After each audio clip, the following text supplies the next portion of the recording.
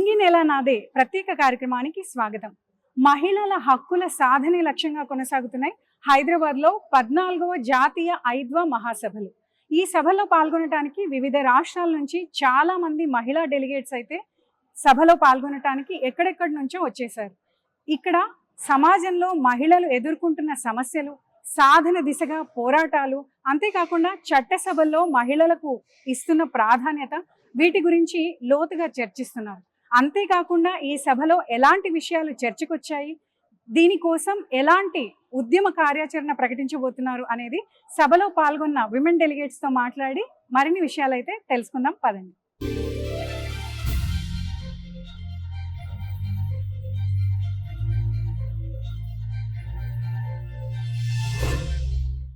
ప్రస్తుతం మనతో ఐద్వా vice president అయిన సుధా సుందరరామన్ గారు ఉన్నారు. తనతో మాట్లాడదాం. Ma'am, could you tell us, due to sir, some women and some migrants lose their voting rights. What is your opinion on that?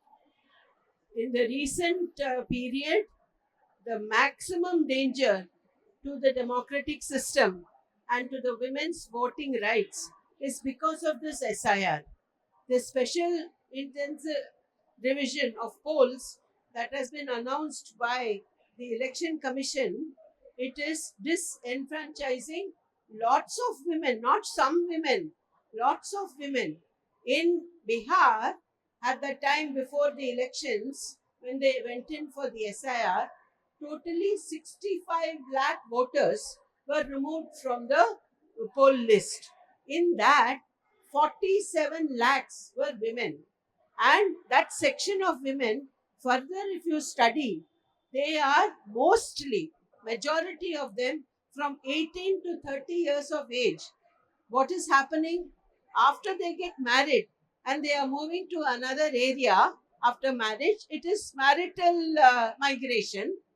Their vote is not retained in their earlier spot, and it is not included in the later place where they are coming, and they are getting left out. Now they are being asked to produce all sorts of documents, all sorts of certificates. They have to get their father's birth certificate. Can you imagine, in our country, a woman gets married and goes, can she go back to her earlier house and get the birth certificate of her father, mother, etc.? It will not be possible. So what will happen? She will lose her vote. And that is what is happening in Tamil Nadu also. Out of the 97 lakh voters who have lost their vote, they did a survey and they found maximum number is this section of married young girls who move to another area, are migrants because of that, and then they are not able to prove. So our question is, how can the Election Commission take a decision that these women, because they cannot produce their documents, though they are born in another nearby region or nearby state, but since they cannot produce their documents, they can no longer cast their vote. They are no longer part of the polling exercise. How is this fair? It is most unjust, and it is an assault on the basic right of our people, of our women, which we won in the Constitution, that each and every person over here is entitled to a vote. That now is under attack. And I think that the women here, we have taken a resolution in IDWA that we will go to the women, we will go to the people, and we will show how unjust this is, and we will try to resist what is happening. Okay. Actually, currently in India, women's employment is declining, especially in rural areas. And due to this, what kind of difficulties the ladies, women are facing, and what actions IDWA would like to take?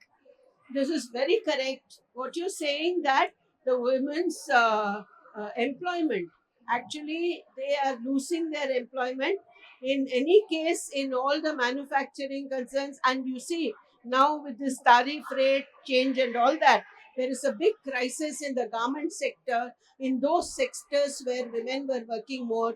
All those, that is all coming down in a big way. So the women are trying to find some work in the rural area. One of the biggest security nets, safety nets they had was this Manrega, which gave them the minimum 100 days of work, and they are given some minimum wages. But right now, what is the situation?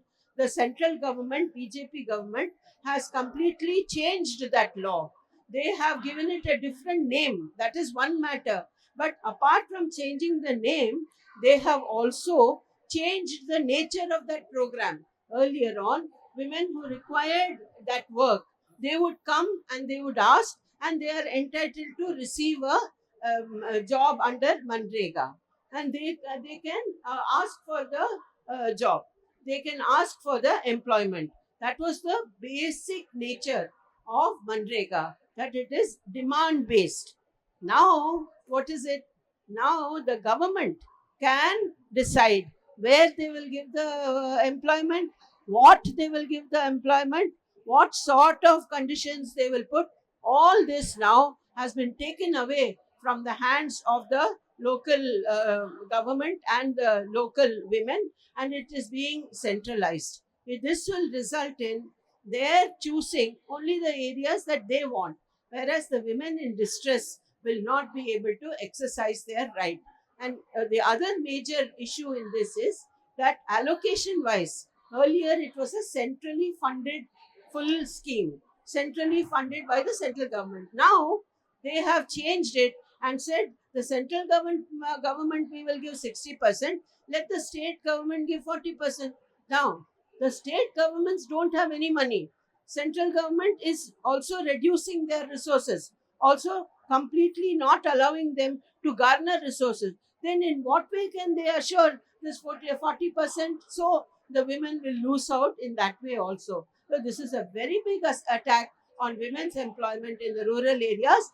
We, ADWA, along with the Agricultural Workers Union, along with the other associations and organizations, we are going to take this up in a very big way and go in for a huge struggle.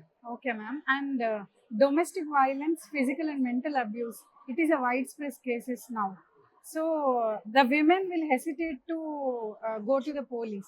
So, AIDWA is how it is taking action over it. Yes, domestic violence is on the rise. One of the most saddest aspects that we found in the NCRB data, 7,000 women are still losing their lives to dowry and dowry related assault, and it is called dowry deaths. See, very unfortunate that that kind of domestic violence, even today, the women are not able to come out of the situation. They are not able to exercise their right.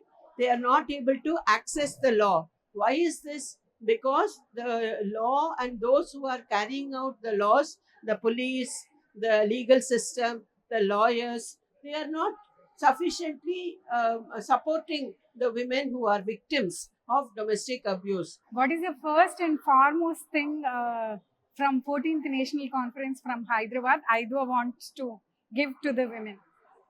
United, we will fight. United, we will struggle. And united, we will win. Okay ma'am, thank you so much. ప్రస్తుతం మనతో Ramadevi joint secretary ఐద్వా నుంచి ఉన్నారు. తనతో మాట్లాడి మరిన్ని వివరాలు తెలుసుకుందాం. Madam చెప్పండి, జనరల్గా ఇప్పుడున్న పరిస్థితిలో ఇటీవలి కాలంలో చాలా మంది అయితే ఆడవాళ్లను సంబంధించిన వాళ్ళు వేసుకునే బట్టల గురించి కానీ వాళ్ళ ఆహార్యం గురించి కానీ చాలా కామెంట్స్ చేస్తున్నారు. సో ఇలాంటి విషయంలో ఐద్వా అనేది ఎంతవరకు వెళ్తుంది, ఎలా సపోర్టివ్గా ఉంటుంది?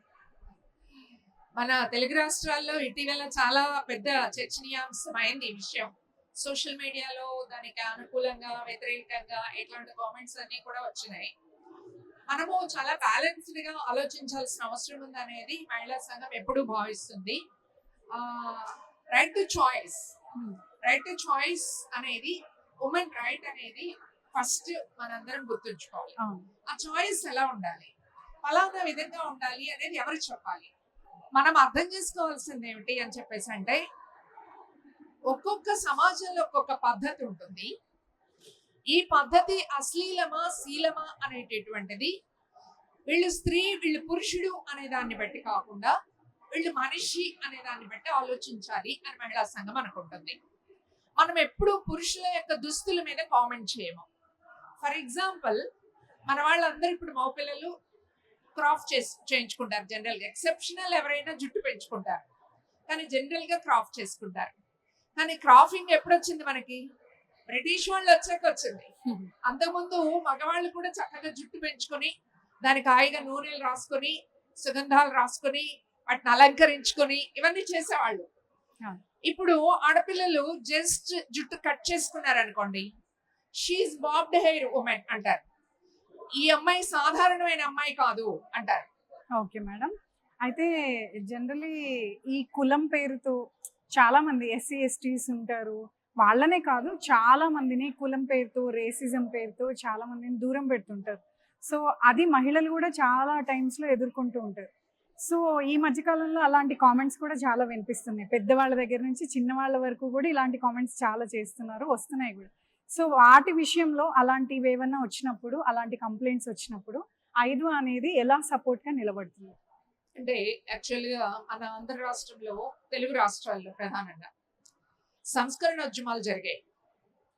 తెలంగాణ ప్రాంతంలో అయితే ఆడపిల్లల్ని గౌరవించేటటువంటి ఒక పద్ధతి కూడా ఉండేది. అఫ్ కోర్స్ బానిసత్వం కూడా ఉన్నది, బట్ అదే సమయంలో ఆడపిల్లల్ని గౌరవించేటటువంటి పద్ధతి కూడా ఉంది.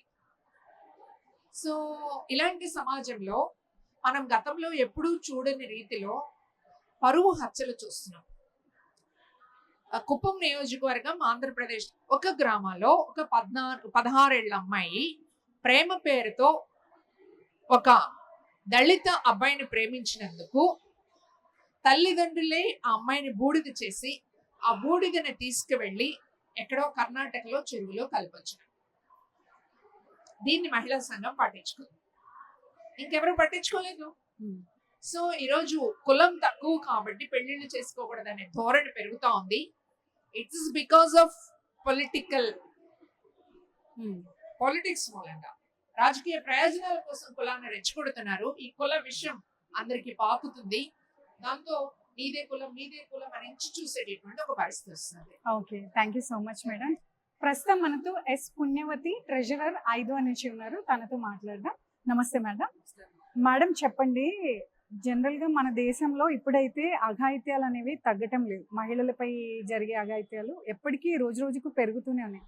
సో వాటి విషయంలో దేశంలో ఉన్న గవర్నమెంట్ కానీ ఇలాంటి సంస్థలు కానీ ఎలాంటి లైక్ అంశాలని పరిగణలోకి తీసుకొని వాళ్ళకి ఎలా సపోర్ట్ చేస్తే బాగుంటుంది అంటారు?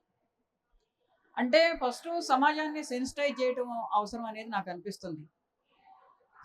సెన్సిటివిటీ అనేది ముఖ్యంగా ఆడపిల్లల విషయంలో కానీ మహిళల విషయంలో కానీ వాళ్ళని మనుషులుగా గుర్తించాలా, పౌరులుగా గుర్తించాలా, ఇది ఒక ఆస్పెక్ట్. రెండవది ఏంటంటే ఈ తాగుడు, గంజాయి, మత్తు మందులు ఇవన్నీ కూడా పెరుగుతున్నాయి. ఇక నా మత్తు మందులు,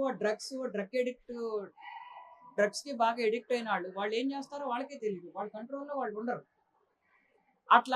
అట్లాంటి వాళ్ళకి పెద్దవాళ్ళు అన్న అయితే అమ్మో ఏమవుతుందో అని చెప్పేసి జాగ్రత్త పడతారు. పిల్లలకి తెలియదు కదా, చిన్నపిల్లలకు తెలియదు కదా, అంతా తెల్లగానే ఉంటుందని చెప్పేసి అనుకుంటారు.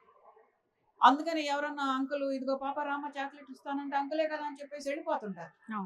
అది ఆ టచ్ కూడా గుడ్ టచ్చా బ్యాడ్ టచ్చా అది వాళ్ళకి అనుభవంలోకి వస్తే కానీ ఏంటిది అనీజీగా ఉంది, గలీజ్గా ఉంది, వీళ్ళు ఎట్లా చేస్తున్నారు ఏంటి అని భయపడతారు, బాధపడతారు. కానీ ఓపెన్ అవ్వలేరు, చెప్పలేరు.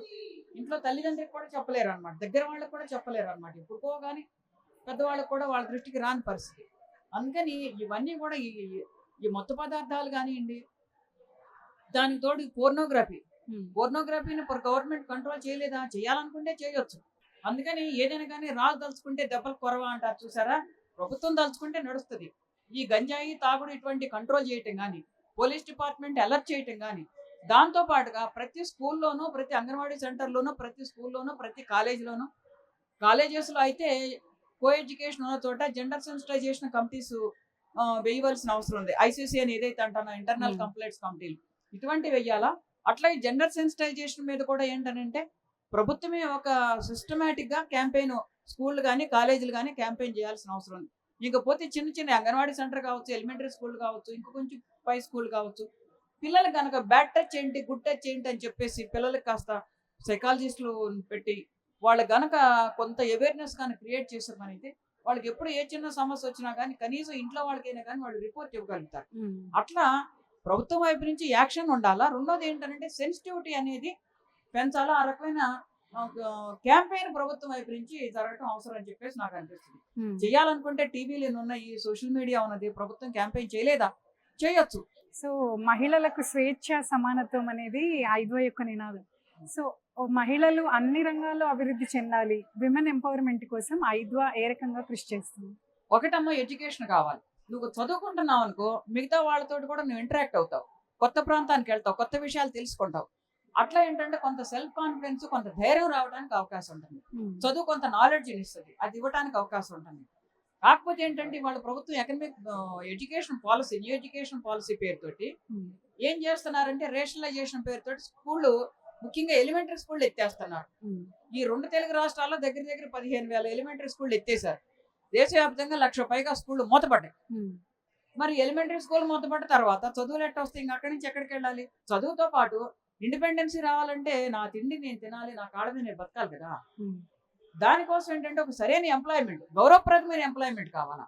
ఏదో ఒకటి కూలి పని చేసుకుందాం, నాలి పని చేసుకుందాం, కూరగాయలు అమ్ముకోవచ్చు, బాసనలు తోముకోవచ్చు అని అంటే అదైనా బతకడానికి దొరుకుతుంది. కానీ అది నీకు ఒక ధైర్యాన్ని ఇవ్వదు, ఒక కాన్ఫిడెన్స్ ఇవ్వదు. అందుకని ఒక గౌరవప్రదమైన వేతనంతో కూడిన ఒక ఎంప్లాయ్మెంట్ అనేది ప్రతి ఆడపిల్లకి కావాలి. థ్యాంక్ యూ సో మచ్ పుణ్యవతి గారు, చాలా చక్కగా చెప్పారు. ప్రస్తుతం మనతో మల్లు లక్ష్మి గారు, జనరల్ సెక్రటరీ తెలంగాణ ఐద్వా నుంచి ఉన్నారు. తనతో మాట్లాడి మరిన్ని విషయాలు తెలుసుకున్నాం. నమస్తే మేడం. నమస్తే. జాతీయ ఉపాధి హామీ పథకం అనేది మహిళలకు లాభమా నష్టమా చెప్పండి. నష్టమని చెప్పదలుచుకున్నాం. ఎందుకంటే జాతీయ గ్రామీణ ఉపాధి హామీ పథకం ఉన్నప్పుడే పని దినాలు తగ్గిపోయాయి, రోజువారీ వేతనం కూడా తగ్గిపోయింది. 100 రోజుల పని అనుకున్నప్పుడు 60 రోజులు 70 రోజులు మాత్రమే పని కల్పించారు అప్పుడు. తర్వాత రోజు కూలి 100 రూపాయల కంటే ఎక్కువ పడలేదు. మళ్ళీ ఇప్పుడు విబిజీ రామ్జీ పథకాన్ని తీసుకొస్తే ఎట్లా నష్టం అనుకున్నప్పుడు, ఇవాళ గతంలో 10% రాష్ట్రాల మీద భారం ఉండే, మిగతా 90% నిధులు కేంద్రం నుండి వచ్చేది. ఇప్పుడు విబిజీ రామ్జీ పథకం సంబంధించింది 60% రాష్ట్ర గవర్నమెంట్ మీద బాధ్యత పెట్టిండు, 40% కేంద్ర ప్రభుత్వం నుండి నిధులు వస్తాయని చెప్పింది. దీనివల్ల నష్టపోతారు. ఎందుకంటే రాష్ట్రాల మీద భారం వేసిన తర్వాత ఆ రాష్ట్రాలు ఆ పథకాన్ని కొనసాగించలేదు. అందుకే పని దినాలు తగ్గిపోతే రోజువారీ వచ్చేటటువంటి వేతనం తగ్గిపోతుంది. ఆ ఉపాధి హామీ పథకంలో ప్రధానంగా పనిచేసేటటువంటి వాళ్ళు మహిళలు ఎక్కువ ఉన్నారు, 80% మహిళలు ఉన్నారు. ఆ మహిళల పని కోల్పోతుంది. ఎందుకంటే వ్యవసాయంలో యంత్రాలు వచ్చిన తర్వాత కలుపు వేయటానికి యంత్రం వచ్చింది, నారు తీయటానికి ఒకప్పుడు మహిళలే నారు కలుపు తీసేది పొలంలో, ఆ పొలము మందు కూడా వచ్చేసింది. తర్వాత కోత కోయటానికి మహిళలే కోత కోసేవాళ్ళు, కానీ యంత్రాలు వచ్చేసాయి. వచ్చిన తర్వాత పాపం గ్రామీణ ప్రాంతాల్లో మహిళలకు పని దొరకట్లేదు. ఏం పని చేయాలి ఈ రోజు అనేది పని వెతుకోవాల్సిన పరిస్థితి వస్తుంది. పాపం ప్రొద్దున్నే లేసి ఇంట్లో వండాలి, పెట్టాలి, పిల్లలకి మళ్ళీ సబ్బులు కట్టుకొని మళ్ళీ ఆటోలో ఎక్కి వేరే ఊర్లకు వెళ్తున్నారు. ఎందుకు వెళ్తున్నారు? ఆడ పని మిరప పనులు ఏరటానికి, పత్తి ఏరటానికి, మరోపక్క బత్తాయిలు ఏరటానికి పోతా ఉన్నారు. పోయి నైట్ వస్తున్నారు పాపం. అట్లా చాలా ఇబ్బందులు ఎదుర్కొంటున్నారు. అందుకే విబిజీ రామ్జీ పథకాన్ని తీసేసి జాతీయ గ్రామీణ ఉపాధి హామీ పథకాన్ని వాళ్ళు కొనసాగించాల్సినటువంటి అవసరం ఉందని మేము అఖిల భారత ప్రజాతంత్ర మహిళా సంఘం చెప్తున్నాం. అట్లాగే రోజు ధరలు పెరిగిపోతున్నాయి. ధరలకు అనుగుణంగా రోజువారీ కూలి 600 రూపాయలు ఇవ్వాలి. 600 ఇచ్చినట్లయితే వాళ్ళు ఆర్థికంగా అభివృద్ధి కావడానికి వాళ్ళు కుటుంబం వెసులుబాటు కలుగుతుంది తప్ప ఇవాళ రోజుకు 200, 300 వస్తే ఏం ప్రయోజనం ఉండదు. ధరలకు అనుగుణంగా వేతనాలు ఉండాల్సినటువంటి అవసరం ఉంది. అందుకే విబిజీ రామ్జీ బిల్లుని తీసేసి యాస్టీస్ గా మహాత్మా గాంధీ జాతీయ గ్రామీణ ఉపాధి హామీ పథకాన్ని కొనసాగిస్తేనే మహిళలకు లాభం అని చెప్పదలుచుకున్నాం. ఓకే మేడం, అయితే సెల్ఫ్ హెల్ప్ గ్రూప్స్ అని ఉంటాయి కదా, సో అవి మహిళలకు ఎంతవరకు లాభాన్ని చేకూరిస్తాయి, లేకపోతే వాటి వల్ల ఏమైనా నష్టం కలిగే అవకాశం కూడా ఉందా? అసలు సెల్ఫ్ హెల్ప్ గ్రూప్స్ ఎవరు పెట్టిన అనేది కూడా ప్రధానంగా మహిళలు తెలుసుకోవాలి. ఓకే, అయితే అంగన్వాడీ వర్కర్లకి టైంకి జీతాలు అందట్లేదు, మాకు ఆరోగ్య భద్రత కూడా లేదు అని చాలా మంది అంగన్వాడీ వర్కర్లు అయితే పోరాటాలు చేస్తున్నారు. సో ఇలాంటి పోరాటాలు చేసే టైంలో ఐద్వా లాంటి సంస్థలు, సంఘాలు మహిళలకి ఎలా తోడ్పాటుగా ఉంటాయి? అసలు అంగన్వాడీలకు ముందు ఏర్పాటు చేసిన మహిళా సంఘం, తర్వాత కార్మిక చట్టాలు వచ్చినాక అంగన్వాడీ ఆశా వర్కర్లు, మిడ్ డే మీల్స్ ఇవన్నీ కూడా సిఐటి చూస్తున్నారు అన్నట్టు. వాటికి అంగన్వాడీ పోరాటాలు జరిగినప్పుడు పుణ్యవతి గారు, మల్లి స్వరాజ్యం గారు లాంటి వాళ్ళు అనేక మంది సపోర్టెడ్ గా ఉన్నారు. Okay madam. చట్టసభల్లో మహిళలకి రిజర్వేషన్ ఇస్తామని చెప్పారు. సో దానిపైన మీ అభిప్రాయం ఏంటి? విధాన నిర్ణయాలలో మహిళలకు భాగస్వామ్యం కల్పించాలని అనేక సంవత్సరాలు పోరాటం చేశాం. ఐద్వా చేసాం, అనేక మహిళా విభాగాలు కూడా చేయటం జరిగింది. ఏదైతే చట్టం చేసిండ్రో ఆ చట్టాన్ని వెంటనే అమలు చేయాల్సినటువంటి బాధ్యత కేంద్ర ప్రభుత్వానికి ఉంది. కానీ మేమేం చెప్తున్నాం, అఖిల భారత ప్రజాతంత్ర మహిళా సంఘం వాటితో సంబంధం లేదు, వెంటనే అమలు చేయాలని మేము డిమాండ్ చేస్తున్నాం. ఎందుకు చేస్తున్నాం? ఎందుకంటే ఇప్పుడు అది చట్టం కనుక చేసినట్లయితే 181 మంది మహిళలు చట్టసభల్లోకి రాబోతారు. ఎందుకంటే ఇప్పటికే మహిళ పైన హింస పెరిగిపోతా ఉంది, అనేక రూపాల్లో లైంగిక దాడి జరుగుతూ ఉంది. మహిళలు అన్ని రంగాల్లో తన ప్రతిభను చాటుకుంటున్నారు. విద్యలో కావచ్చు, వైద్యంలో కావచ్చు, శాస్త్ర సాంకేతిక రంగాల్లో కావచ్చు, సైన్స్లో కావచ్చు, రాజకీయాల్లో కావచ్చు, అనేక వ్యవసాయంలో కావచ్చు, ఉత్పత్తిలో కావచ్చు మహిళలు ముందుకు వెళ్తున్నారు. అనేక విజయాలు సాధిస్తున్నటువంటి నేపథ్యంలో మహిళల పట్ల వివక్షత, అణచివేత, స్త్రీ రెండవ తరగతి పౌరాలుగా కొనసాగుతుంది. కాబట్టి ఇవి ప్రశ్నించడానికి అక్కడ మనకంటూ విధాన నిర్ణయాల్లో భాగస్వామ్యం కావాలని. ఈ పూర్తి అక్షరాస్యత లేదు. కేరళ ఉంది, కేరళ చూసినట్లయితే దాదాపు 90% అక్షరాస్యత ఉంది. కానీ భారతదేశ వ్యాప్తంగా చూసినట్లయితే 67% మించి లేదు అక్షరాస్యత. మరి అక్షరాస్యత పెంచాలని, అక్షరాస్యత పెంచే విధంగా ప్రభుత్వ విధానాలు ఉండాలని, విద్యకు బడ్జెట్ పెంచాల్సినటువంటి అవసరం ఉందని, విద్య హక్కు, వైద్యం హక్కుగా ఉండాలని, ఇల్లు ఒక హక్కుగా ఉండాలని, మహిళల భద్రత ఒక హక్కుగా ఉండాలని అక్కడ ప్రశ్నించడానికి మాకు చట్టసభలో అవకాశం కల్పించాలనే డిమాండ్ తోటి పోరాటం చేసి సాధించాం. దాన్ని వెంటనే అమలు చేయాలి. ఓకే, థ్యాంక్ యూ లక్ష్మి గారు, చాలా చక్కగా చెప్పారు. ప్రస్తుతం మనతో ఉన్నారు మరియం ధావలే, జనరల్ సెక్రటరీ ఐద్వా నుంచి. తనతో మాట్లాడి మరిన్ని విషయాలు అడిగి తెలుసుకుందాం. నమస్తే madam. Madam, tell me, how do you feel, in what kind of matters the women should have freedom? Women should have freedom to lead their lives with dignity. That is the most important thing. And to live a life of dignity, one needs employment, one needs livelihood. Without earning, without financial independence, no human being is living a dignified life. So it is this government job, it is the government's responsibility to give a life of dignity to its citizens, from whom it has taken votes, and on the basis of which it has formed a government, be it the Telangana state government or be it the national central BJP RSS government. But today, in fact, there is an onslaught on the right to work, and we are finding there are no jobs available, and the Manrega Act also now has been literally scrapped by this new Gramji Act, which is actually going to stop work in the rural areas for poor rural women. So livelihood is one thing. Secondly, the right to food. If you do not have enough food to eat, we are finding malnutrition growing in the country. Why is it so? Why is it that India has the highest number of malnutrition women and children? It is because they do not get 2 square meals a day. And they do not get it because they do not have buying power on the one hand, and on the second hand, the entire ration system. Third, the whole freedom for violence. Today, women are targeted by sexual assaults, rape, murders, gang rape, sexual harassment at the workplace. The assault on children, POCSO cases between 2022 and 2024 have increased by 90%. The National Crime Records Bureau also gives out statistics which show we as women deserve equality, we deserve liberty, we deserve emancipation, and we deserve to live as equal human beings in India. So we will fight for all these things, and we will continue our struggle until all this is achieved. The right to live a life with dignity. Okay, ma'am. And could you tell us how IDWA fights against gender discrimination? So whenever there is gender discrimination, we intervene. We take up, for example, if suppose some child in a family, if a girl child is being thrown out from school, then we intervene to see that the girl child continues her education. If somebody is being discriminated on the basis of caste or religion, a woman, and is thrown out from her job, or if a woman gets pregnant and if she goes on maternity leave, then she gets thrown out of her job. So this is a discrimination which we fight against, and we raise our voice to see to it that the woman doesn't lose her source of livelihood. We also fight against discriminatory traditions and practices under the name of religion, custom, tradition, rituals which make women subordinate. There are certain very bad rituals in India, something like Kanyadan, for example, as if a girl is something to be given as a dan, you know, as some kind of a, you know, offering to somebody. A girl is a human being with her own likes and dislikes.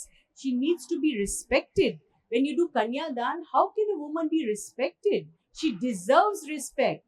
So these are different ways. When there are laws are made, when those laws are made, we fight for having gender parity in those laws. So these are different ways that the EDWA intervenes. Okay, thank you so much ma'am. Thank you. Thank you very much for having me.